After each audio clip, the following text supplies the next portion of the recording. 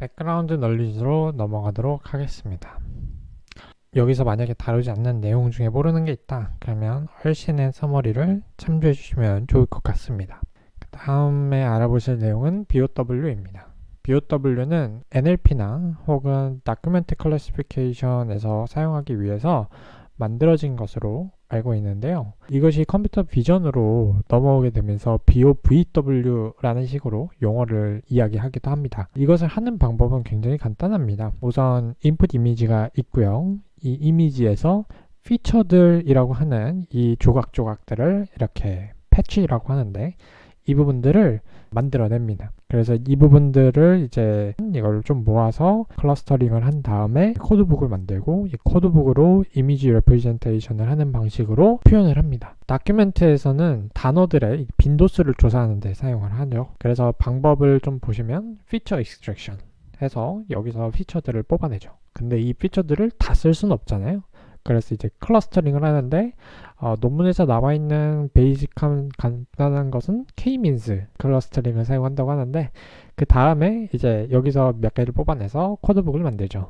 코드북을 만든 것을 토대로 이미지 레프레젠테이션을 하는데 이때 러닝과 레코그니션에서 두 가지 파트로 나눈다고 합니다. 하나는 제너러티브 모델로 베이지안 프로버빌리티를 사용하는 확률론적으로 바라보는 방식과 discriminated method로 이제 피처 벡터 형식으로 바라보는 것이 두 가지 있는데요. 이 메소드와 관련돼서는 위키피디아에 좀 더 자세한 내용을 확인하시면 좋을 것 같습니다.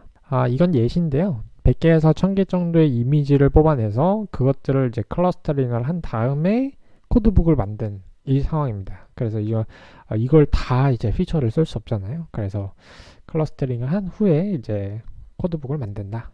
그래서 이것으로 이제 표현을 한다. 이미지 레프레젠테이션을 할 수 있고요. 그리고 이 아래 주소는 제가 BOW를 찾으면서 좀 더 좋았던 PDF가 있습니다. 이게 스탠포드에서 강의를 했던 PDF인데 현재에도 남아있는 것을 확인하실 수 있고 직접 가셔서 보시면 좀 더 좋은 내용들을 확인하실 수 있을 겁니다. 제가 BOW를 앞에서 이야기한 부분은 이것을 위한 거입니다. Spatial Pyramid Matching. 논문 저희가 보는 지금 SPP넷의 논문 레퍼런스 15에 지금 여기 이렇게 표시가 되어 있는데요. SPM을 사용하는 기본적인 이유는 BOW를 사용하면 공간적인 인포메이션을 담지 않습니다. 제가 코드북을 만든다고 했지만 코드북은 피처들에 대해서만 이렇게 뽑아낼 뿐이지 그게 어디에 있던 건지를 알려주지 않죠. 그래서 레벨 0에 있는 이 부분이 BOW의 가장 베이직한 부분입니다. 근데 스페이셜 인포메이션, 공간적 정보가 없기 때문에 이것을 레벨을 늘려서 이제 그리드 형식으로 리전을 나눕니다. 그래서 이 리전을 여러 개로 이렇게 세분화해서 나눠서 이 각각의 클래스들 있죠. 이 각각의 클래스들에 대해서 오브젝트를 이렇게 나열을 합니다. 그러면 이제 이 공간에는 이만큼이 있다. 이 공간에는 이만큼이 있다. 이것을 알 수 있겠죠.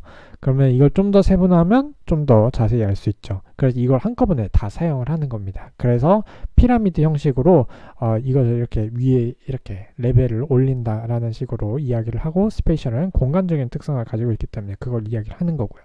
그래서 1x1이죠. 하나하나. 그리고 2x2 그리고 4x4 라고 해서 이걸 다 합친 것을 빈스라는 식으로 표현을 합니다. 그래서 이거 다 합치면 21개 빈스죠. 에러에는 Local Response Normalization 이라고 해서 알렉스넷 구조에서 처음 도입된 방식입니다. 이게 렐루를 사용하기 때문에 지금 이걸 도입을 했는데요. 에러에는 우선 Non-Trainable Layer로 이제 알렉스넷에서 에러에 대해서 이렇게 설명을 합니다. 이것은 Response Normalization인데 Lateral Inhibition의 형태로 실행이 가능한 방식이라고 합니다. 그래서 이것은 실제 뉴런에서 영감을 얻었다고 하죠. 실제로도 뉴로바이올로지 용어니까요. 그래서 Lateral Inhibition은 측면을 억제해준다 이런 뜻입니다. 근데 아직도 이해가 안 가죠. 이것을 좀 더 자세히 설명하면 렐루는 음의 값에 대해서는 0을 갖고 양의 값에 대해서는 y는 x 형태의 리니어 형태를 가져요. 근데 이전에 사용했던 시그모이드나 탄젠트 하이퍼블릭 같은 경우에는 x가 무한대로 가도 1 이상을 넘어가지 못했어요. 양의 x에 대해서. 근데 렐루는 양의 x에 대해서 무한으로 늘어날 수 있죠. 그렇기 때문에 만약에 어떤 값이 있는데 그 값을 렐로를 통과시켰을 때 엄청나게 큰 값이면 그 주변에 있는 값들이 영향을 받는다는 거예요. 그래서 이것을 이니비션, 억제해 줄 필요가 있습니다. 때문에 에러렌을 사용을 했다고 하고요. 그래서 실제로 이것을 사용하면 알렉스넷의 진짜 논문인데요. 진짜 논문에 있는 맨 마지막에 보면 리스폰스 노멀리제이션을 사용하면 탑 1과 탑 5 에러의 비율이 감소했다는 것을 알 수 있습니다. 실제로 효과가 있다는 것으로 의미를 해석하시면 좋을 것 같고요. 이 네모난 박스가 앞에 제가 인용 문구를 따온 거고, 그리고 이 식이 바로 에러렌입니다.